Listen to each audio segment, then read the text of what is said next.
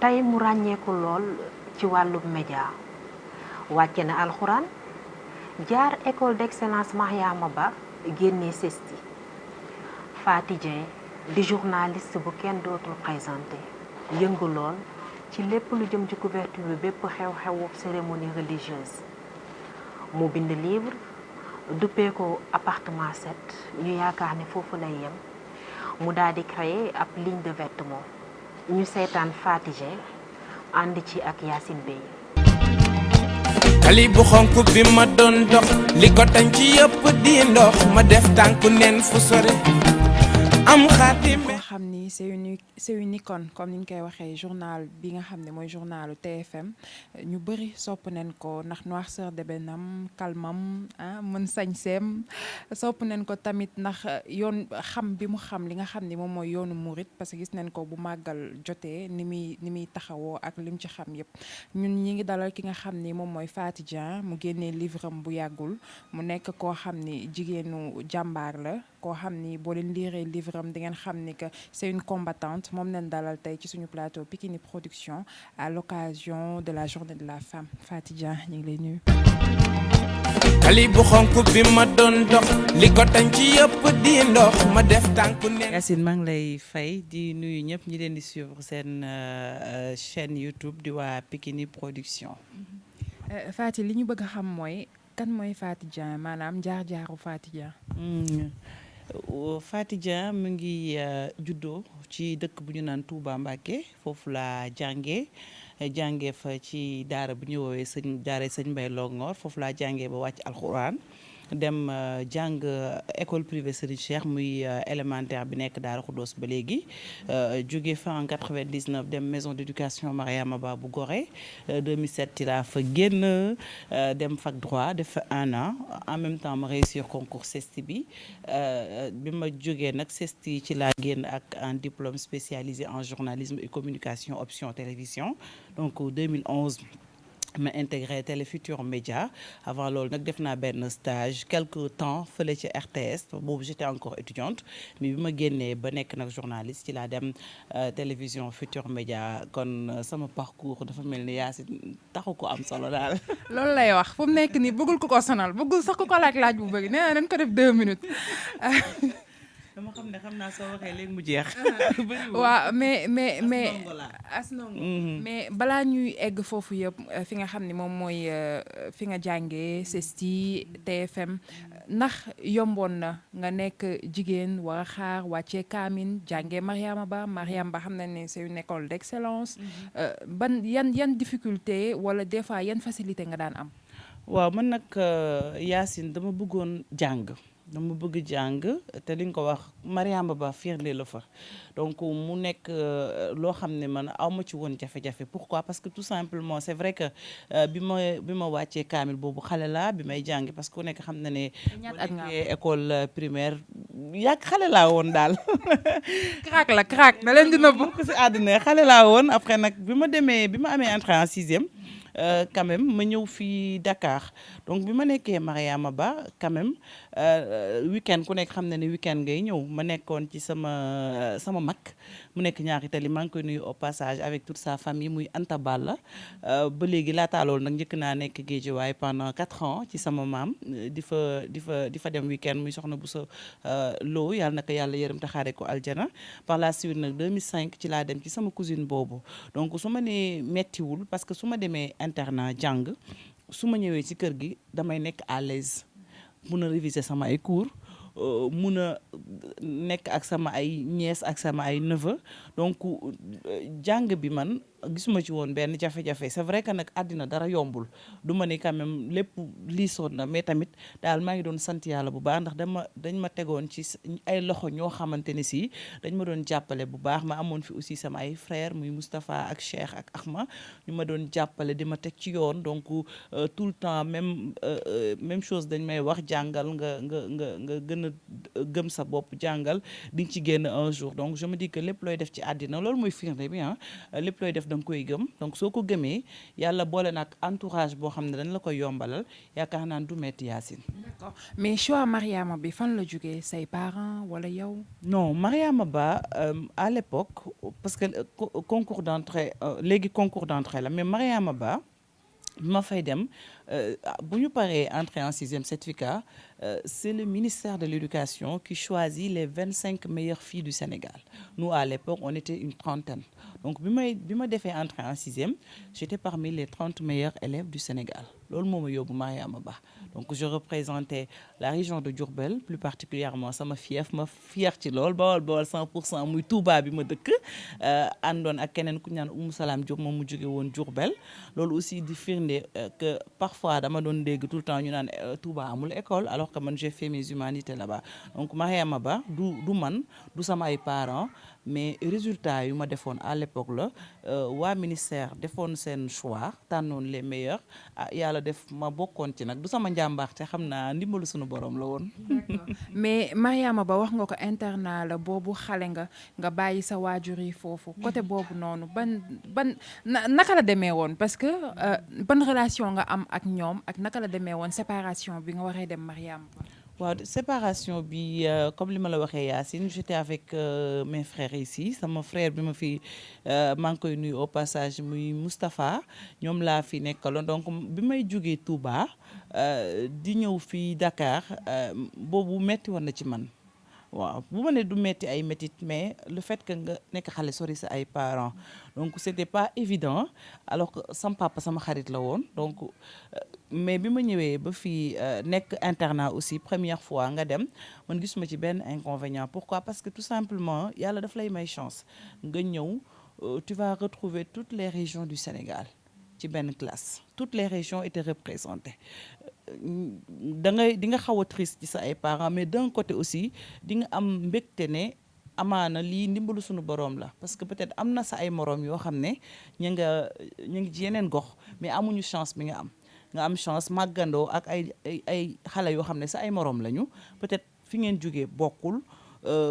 ni ñu leen yaree bokkul mais da ngay xool que ni ñoom ñëpp ay nit yu baax lañ ko defee nag dëkkuwaay boobu lu la nar a metti ci sa ay parents ak sori bi am nga ay surveillantes yu fa nekk am nga ay professeurs yu fa nekk am nga sa ay moroom aussi yoo xam ne ñu ngi fa nekk di la encadrer Mariama Ba surtout charme bi mooy suñu ne du ñu ne Yacine cher camarade la ñuy woowee donc tout le monde est cher camarade donc cher camarade boobu nag di lu ñu gëm nga màggandoo ak ñoom et tey jii mun naa ni parmi mes meilleurs amis soo demee di nga fa fekk ñoo xam ne ce sont des anciennes de Mariama Ba. ku sama mag bu baax boo xam ne tey mun naa ni féete na ma fu nekk mu tudd Anta Balla Seck ak famille wam ñoo ma bi ma nekkee sama second cycle ñoom laa nekkoon donc bi ma amee bac dama continuer nekk foofu. ne nag dama découvrir beneen monde parce que ku nekk xam na ne aussi internat ak chance boobu ñu amoon mooy classe réduite yi par exemple nga jógee ci terminal boo xam ne vous étiez à peine 10 nga ñëw dugg ci faculté de droit nga fekk bëggoon droit man ma bëggoon droit parce que dama am lu ma soppoon ne dama koy def donc bi ma demee dugg fac droit def sama première année boobu c'était en 2008 et malheureusement année boobu la sama papa gaañoo donc bi sama papa gaañoo fekk à l'époque ma dem Touba xaw fa yàgg j'avais raté quelques cours mais ma ñëw ñibbisi donc ma jaar côté couloir de la mort noonu ma gis affiche u CESTI bi concours CESTI je me suis dit mais pourquoi ne pas tenter ma chance d'autant que journalisme sama passion la donc ma jël sama ay kii ak yëpp dem déposer donc bi ma déposer ma dem def présélection bi à l'UCAD 2 franchement bëri woon na et puis à l'époque j'avais pas amoon moral bi parce que je venais de perdre un être qui m'était très très très cher donc mais bi ma demee def présélection bi ci lañ ma jël mais bi may def présélection bi maa ngi doon nekk fac droit mais comme li ñuy wax dama xobe ci jàng aayuma mais dama xobe quand même ma ñafe ci droit bi ma jàll première session mais bi may jàll session boobu aussi ci lañ ma xamal ne réussir naa concours CESTI donc fallait que ma def benn choix donc sama choix évidemment sa passion li la gën a moom la lay gën a pousser ci laa dem suspendre sama inscription fac droit ñëw nag intégrer CESTI d'accord après nga pare ceci nga intégré fi nga xam ni moom mooy TFM naka la demee. waaw bi may def nag deuxième année laa dem commencer sama stage RTS mais à l'époque TFM amoon Barka ba léegi mi ngi fa c'était le directeur de l'information comme mus nañu liggéey ci benn diir bu gàtt moom mu bëggoon ma ñëw TFM mais comme j'étais encore en troisième année ma terminé bi ma paree moom moo tax sax ma dem TFM Barka ba ci la ma woo ne ma ñëwal parce que boobu il était à la rédaction en tant que directeur de l'information te gëmoon na sama talent donc bi ma Barka woowee après nag ma dem bi ma demee TFM foofu laa dem et jusqu'à présent alhamdulilah maa ngi fa di liggéey ba léegi. d'accord bi nga fa demee naka nga leen njëkk a impressionné. bañ téye la. Faty ba li nga. non Yacine mënu ma leen impressionné parce que ñu ma gën a wex ñoo fa nekk man. mais yow particulièrement. waaw non man dama dem en tant que journaliste reporter et jusqu'à présent journaliste reporter là parce que dafa ma neex donc bi ma demee rédaction bu TFM ma intégré ko commencé di liggéey ci rédaction bi en tant que journaliste reporter et un jour ñu demandé ma à ce que ma présenter le journal de 13h c'était pour la première fois c'était un vendredi donc je me suis dit pourquoi pas parce que ñeneen ñi ñu ngi koy def et puis lu may wax ci àddina mooy loo gëm rek yàlla mën na la ci jàppale donc dama amoon conviction ne te présentation journal wala liggéey bu mën a am professionnalisme la te professionnalisme boobu itam amaana sax matala wuñ ko waaye ñu ngi jéem donc nga ñëw def sa journal pour man loolu amul dara loo xam ne lu extraordinaire la donc man noonu laa ko jàppee woon et noonu laa ko jàppee jusqu'à présent ma ñëw def sama journal et depuis lors damay présenter journal damay def ay reportages damay nekk aussi ci grand événement religieux en même temps aussi may def jaar-jaari jàmbaar. mais mosuñu la proposer tamit nga def li nga xam ni moom mooy journal français parce que da nga taqewoon war nga mën a def journal français. waaw boo xoolee nag archives yi am na sax ay JT 20h yu ma présenté lu dul benn du ñaar voilà. mais yeggali woo ko dañoo gis ni que kàllaama wolof bi daal da nga ko poñe wala. xam naa ñooñ moom boo leen laajee peut-être nañ la jox seen ay raisons waaw ñoom xam naa ñoom ñoo ma ci ëpp xam nga ñoom ñooy def seen choix man li ma am mooy contrat nga signé ak benn structure sa liggéey ngay def lu ñu la jox nga def ko da nga koy def et puis voilà quoi mu jeex. mais lan moo tax nga bëggoon def émission bi nga xam ne moom mooy jaar-jaari jàmbaar sa concept la wala dañ la ko jox. waa jaar-jaari jàmbaar xam mun naa ni TFM dañ ma wax pour ma dem def style reportage mel noonu Ndiaga Ndour la woon quand même mooy directeur bu TFM ma ànd ak Ameth Niang macha allah ñuy sama ay collègues bu baax ñu dem c'est la première fois bi Kédougou la woon bi ñuy dem xamuñu woon sax lan la ñuy defi mais bu ñu demee ba egg nag ci la ñu xool gis fa tase fa kenn koo xam ne suñu premier client tey on est fier de le dire c'est un ministre conseiller Mamadou Saliou mu nekk suma juumulee mu ngi fii di liggéey donc ñu gis ko mu am parcours bu exceptionnel bu atypique parce que jàngee Sorbonne ñëw di bay kaani donc di bay yeneen waa dëkk bi di ko xool comme bëtu kii wérul et bu ñu ko approché mu expliquer ñu li mu bëgg que ni il a fait pratiquement toutes les grandes villes du monde et que aujourd'hui dafa décider dellusiwaat ci dëkkam liggéey que ni dafa gëm mbay donc ma ne ñu ne pourquoi pas ñu def ko jàmbaar wane ka en tant qu'exemple et depuis lors quand même ñu jaar fa aussi chaque mois di dem à la rencontre des Sénégalais partout fu ñu nekk di xool ci lan la ñuy yëngu muy loo xamante ni si aussi lu ñu neex la te dañuy sant yàlla bu ñu nee ñu 2020 jaar-jaari jàmbaar dañ ko primé en tant que calebasse d'or. li nga xam ni moom mooy événement religieux yi bu ci mel ni surtout màggal gis nañ la yow yaa nga fa miin nga li ngay wax xam nga li ngay wax dégg naa famille Mbàkke sax nga bokk. am naa ay mbokk Mbàkke nag mais man moom Dieng laa sant xam nga waaw nag am naa ay mbokk Mbàkke ndax dëgg fa yàlla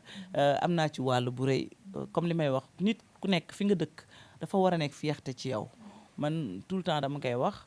Bawol laa juddoo. amaana nag am naa chance su génn mais nag dama koy sante yàlla parce que foofu ma dëkk Touba muy sama fierté di sama fief c'est vrai que am naa nag ay maam yi sant Mbàkke ay samay sëriñ nag man lañu ndax comme ni ma koy waxee ay taalibe lañu te itam ay taalibe la ñuy jéem a doon mi ngi noonu daal Yacine. waa léegi màggal bi wax ñu astuce yi parce que li ngay sañse non ëpp na ñaata temps nga koy pare. Yacine yaa ngi tooñ màggal la ak gàmmu. ak gàmmu waa. ak gàmmuwaat sax waaw. muy këru diine yi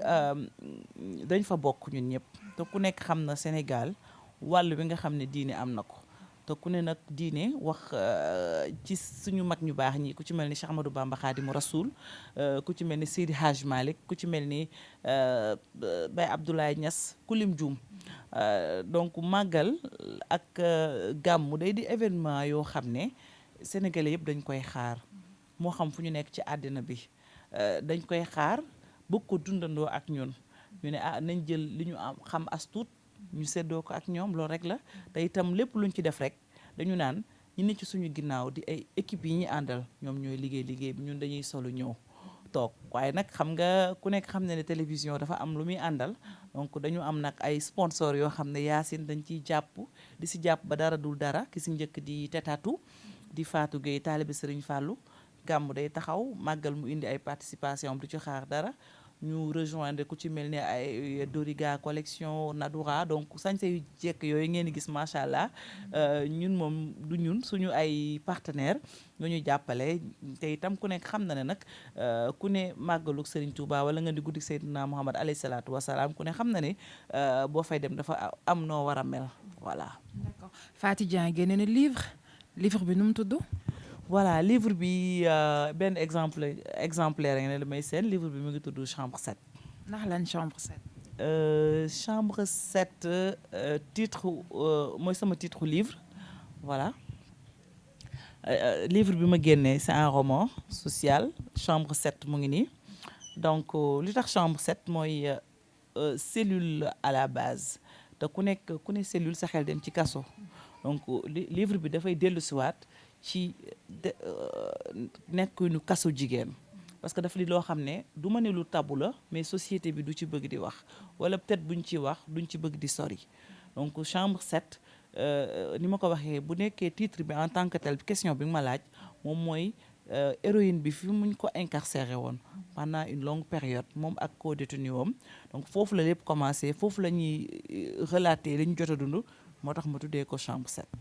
lan moo tax nga décidé génne livre en plus choix chambre 7 héroïne bi ngay wax dañ ko tëjoon ak yooyu noonu lan moo tax choix boobu naka la et puis histoire bi c'est une histoire vraie wala.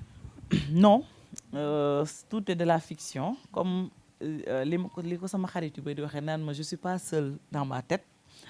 donc chambre 7 Yacine déjà il faut rappeler que bi ma koy bind boobu pareeguma sax jàng donc livre la boo xam ne. bi ma koy pare j'étais encore étudiante bi ma déposé bi ma commencé liggéey TFM je me rappelle sama première couverture médiatique su ma juumulee soit Tivaouane la waaw gàmmu Tivaouane la ci lañ ma Harmattan Sénégal à l'époque envoyé ma benn correspondance pour me dire que ñoom dinañ ko publier parce que da ngay envoyé soo bindee pa da ngay envoyé sa exemple sa manuscrit benn comité ñoom ñooy lire après ñu décider donc ñu ne ma comité bi décider na nga ñëw ma ne c'est une bonne nouvelle mais comme dama nekk si yoon su ma ñëwee dinaa fa dem mais comme ku nekk xam na liggéeyu journalisme temps la laaj donc tout le temps damay repousser donc livre bi waroon na génn bien avant sax peut-être ñuy xam Faty Dieng mais yàlla suñu borom moo dogal mu génn période bi donc chambre 7 di dellu siwaat ci comme ni ma ko waxee héroïne bi tudd Khady Myriam Diop nekk taskatu xibaar donc rien n'est vrai là-dedans lépp fiction la mais peut-être mën nga ci gis sa bopp donc mu nekk journaliste boo xam ne dafa xarañoon ci li muy liggéey nekkoon di def presse écrite donc à un moment donné de la vie elle se retrouve en prison ci lu metti lu mu def donc bi mu demee ci prison bi nag ci la rencontré beneen détenu mu fekk ko ci cellule boobu mooy cellule 7 donc Khady Myriam nekkoon nit boo xam ne xarañoon na ci liggéey mais elle a été malheureuse donc nekkoon na koo xam ne daan woon wax ak nit yi daan woon confesser donc nag ku ñu tëj ci ay at yu yàgg di nga mën a def nag introspection donc bi mu toogee ci kaso bi ba installé wu nag ci la ñëwaat dellu siwaat ci les différents chapitres de sa vie donc muy livre boo xam ne Yacine dafay wax ay thèmes yu ñu touché muy inceste bi nga xam ne sujet tabou la ci yenn famille yi en même temps viol di wax ci amour parce que ku nekk xam na ne tamit dans la vie certes tout n'est pas rose mais tout n'est pas sombre donc loolu laa bëggoon a dellu si waat di ay thème de société yoo xam ne daf may laal daf lay laal day laal keneen et que peut-être ce qui est li mu ci mën a wax mooy fiction la woon mais bi ma ko bindee ba pare ci laa doog am ay témoignages ay nit yoo xam ne dañoo dund lii di inceste parce que dara gënul metti nga màgg laajte sa origine ñu ne la yow sa yaay ne la man sama grand frère mooy sa pap parce que sama grand frère daf ma violé woon donc loolu moo ko dal ba mu commettre meurtre ba dugg kaso donc loolu dal na ñeneen ñoo xam ne amuñu courage bi Khady Mariam am certes ñun duñu cautionner violence mais daf ci am ay faits yoo xam ne c'est bon ñu koy dénoncer di ko wax itam di gën a conscientiser ñëpp voilà. xam nañ aussi ni que da nga créer ligne de vêtements. Ligne de vêtements laa créé muy marque bi di Fimo tamit ñu jéem a rek xool made in Sénégal bi naka lañ ciy jàppee parce que ku nekk xam na ne aussi sénégalais dafa bëgg lu baax bëgg solo donc dañuy am teewul nag aussi dañuy am ay partenaires ba léegi parce que tey jii ki ma habillé ku nekk xam na ko styliste bu mag la muy Laxat Gueye mais terewul aussi dañuy liggéey as tuut ci li ñu xam. lan mooy Fimo. Fimo mooy suñu marque vêtement. Fimo lu muy signifié Faty tamit wax ñu. Yacine Fimo boo demee dañ ci gis fii bi sama tur mi ngi ci en tout cas donc muy benn appellation. xale yeeg ñëpp daal sëñ beeg ñëpp a. famille daal la famille la voilà famille la donc muy loo xam ne dañ koy def parce que dañ ko bëgg te itam gis nañu Sénégalais yi apprécier nañ ko en grosso modo daal loolu mooy Fimo ñu bëgg si nag aussi di ci liggéey ba ñëpp xam ko rek c'est tout. ban genre ngay def ay robe yu yiw yu sexy pour ñëpp wala pour ñenn ñi. waaw li ñuy gën a def sax mooy surtout prêt-à-porter homme muy chemise yi ak costume africain yi mais nag dafa am suñu façon bu ñu koy defee donc aussi man solo bi dama ciy bëgg muy yiw xam nga nit ku nekk nag da ngay def sa choix bu la neexee nga ne je préfère m'habiller sexy keneen ki ne la nii laa bëgg solo lu ci mën a am rek ñun loolu yëpp voilà amuñ ci benn jafe-jafe mais li may wax rek moom mooy Fimo liñ ci gën a taamu daal mooy muy yiw rafet décent ba fépp foo mën a dem boo demee tu seras pas mal à l'aise. wax nga ma sànq ni que sa papa sa xarit la tey boo toogee fekkewul fi nga xam ni Faty Dieng fa la yegg si tey nan la lay def. waaw c'est benn regret bu ndaw laay am su ma nee regret bu ndaw ku sañoon looy am si sa àddina nga séddoo ko ak sa wayjur rawatina nag bu fekkee ni da nga am wayjur boo xam ne daf la taxaw sama yaay mu ngi dund maa ngi koy ñaanal gudd fan ak wér moom it ku ma jàppale la mais sam papa c'était vraiment relation exceptionnelle la ñu amoon donc mu nekk d'ailleurs moom laa dédié livre bi mu nekk ku mën a def ci nit valeur tey fu ma dëkk soo nee leen buñ ne la kuy sa pap nga wax leen turam ñu ne la kooku ñu xam la donc ne la fii la daan lii la daan def lu baax góorgóorlul donc yooyu yëpp di ay sas su ma nee regret bu ndaw nag suñu boroom moom mooy yor ay dogalam donc ki mu ne tey jii période bii ngay dem da ngay dem donc ala kulli al kenn mënu ci dara mais way bu rafet bi mu bàyyi rek bu ko defee mbégte lay doon si njaboot gi ñu fi bàyyi mais nag ku sañoon tey nga toog sa wayjur fekke loo am lu mu tuuti mu bëri nga séddoo ko ak moom. ñu lay tàggee desem Dakar la. waaw j'étais à la faculté de droit mais comme li ñuy wax ne dafa xam nga deret wala xol dafa fort donc man dañ ma woo téléphone ma ne automatiquement sam papa moo gaañu mu ne ma waaw donc je sais pas pourquoi je l'ai dit peut-être qu'il était malade. Mais sentiroon naa un peu quand même que ni voilà quoi waaw. nee na voilà quoi bul jooy léegi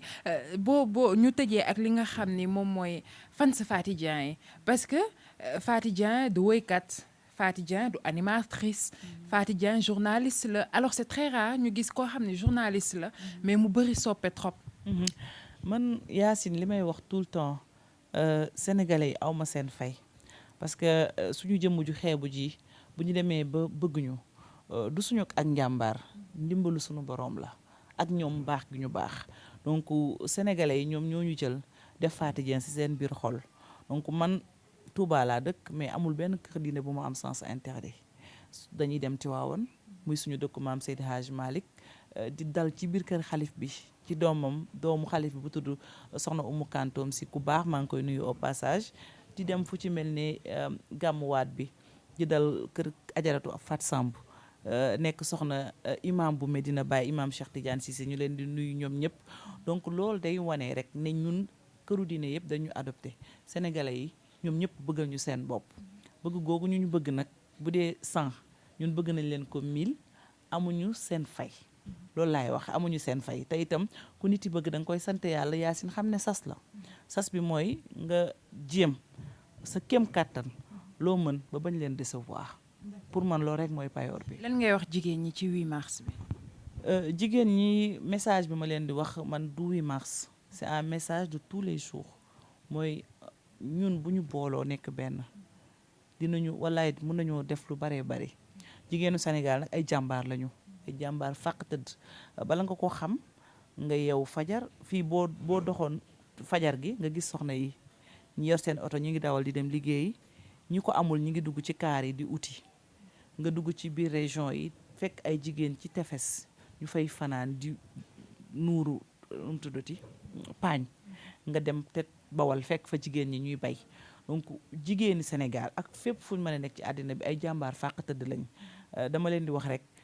yàlla nañu yàlla gën di boole ñuy gën di ànd di gën di waxtaan di diisoo parce que itam di gën a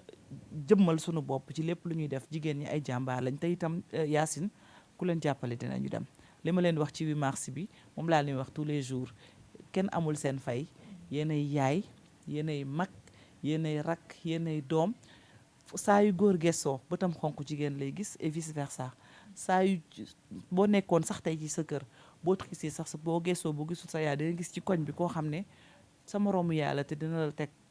dina la jàppee ni doom loolu day wane ne jigéen ñi ak tranche d'âge bu mu ci mën a doon ñoom ñëpp ay jàmbaar fàq tëdd lañ te itam nag nañ leen gën a jàppale gën leen a jàppale ci projet yi parce que ñoom ñëpp loolu lañ leen wax Yacine gën leen a jàppale ci financement yi gën leen a jàppale daal ci bépp mbëbët. merci maa leen remercier di jaajëfal bu baax a baax nag Ndeye Awaloo Ndiaye di la jaajëfal yow tamit bu baax a baax ci seen professionnalisme ak itam liggéey bu rafet bi ngeen di def ku nekk gis na seen taxawaay. tali bu xonk bi ma doon dox li ko tañ ci yëpp di ndox ma def tànku neen fu sore. bésu 8 mars bii nag lii lañu leen ci indiloon di rendre hommage bu baax bépp jigéen ci loo mën a ne ak foo mën a nekk.